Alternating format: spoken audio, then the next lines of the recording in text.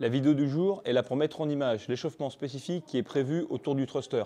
Dans un bon enseignement, commencez toujours par donner le nom du mouvement et à le démontrer, si possible, sur plusieurs angles, même si aujourd'hui on le fera que sur un angle. Donc un thruster, ça ressemble à ça.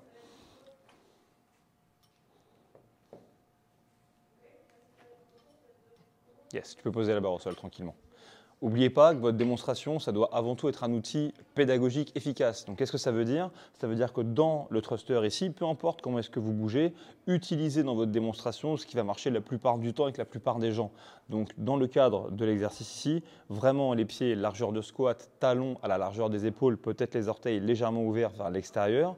Une prise qu'on appelle hybride, dans laquelle on va avoir vraiment les mains à l'extérieur des épaules, une prise la plus complète possible et en même temps les coudes le plus levés possible, ce qui peut être assez challengeant.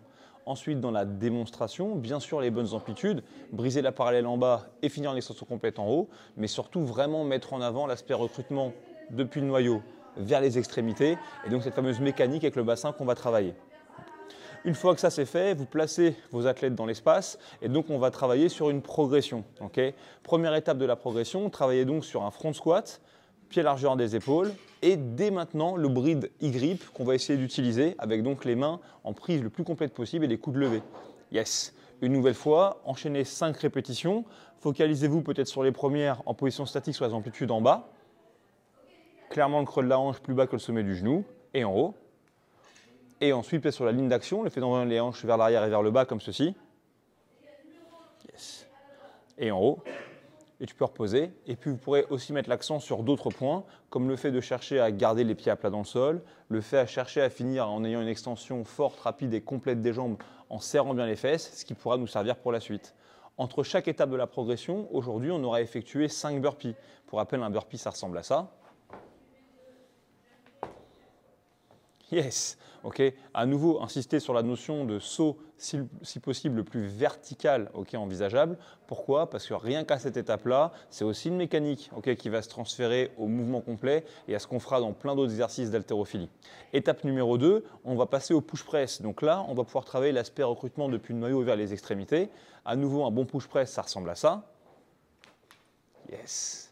Toujours vous démontrer cette étape-là du mouvement. On a conservé la même prise complète. On a peut-être réussi à insister au niveau des coudes. C'est un peu plus facile. On repose la barre au sol. Et j'ajouterais même qu'aujourd'hui, dans l'exécution de ce push-press, on pourra quand même garder l'indication d'avoir les pieds larges avec les talons largeur des épaules pour ne pas changer les habitudes. À nouveau, qu'est-ce que vous regardez ici? Vous allez regarder la capacité à serrer les fesses avant de pousser avec la barre. Je vous recommande de ne pas trop insister sur la verticalité du buste dans la prise d'appui, puisque ce sera que partiellement transférable à ce qu'on fera dans le thruster. À nouveau, 3 à 5 reps sous votre supervision, 5 burpees. Une fois qu'on a fait ça, on colle les morceaux ensemble pour faire à nouveau le thruster complet, qui ressemble à ça. Yes. Vous avez vu, une fois que vous avez fait une répétition, travaillez l'aspect nœud vers les extrémités à la fois sur la montée et sur la redescente, ça ressemblera à ceci. On attend de toucher les épaules, puis seulement là on envoie les hanches vers l'arrière.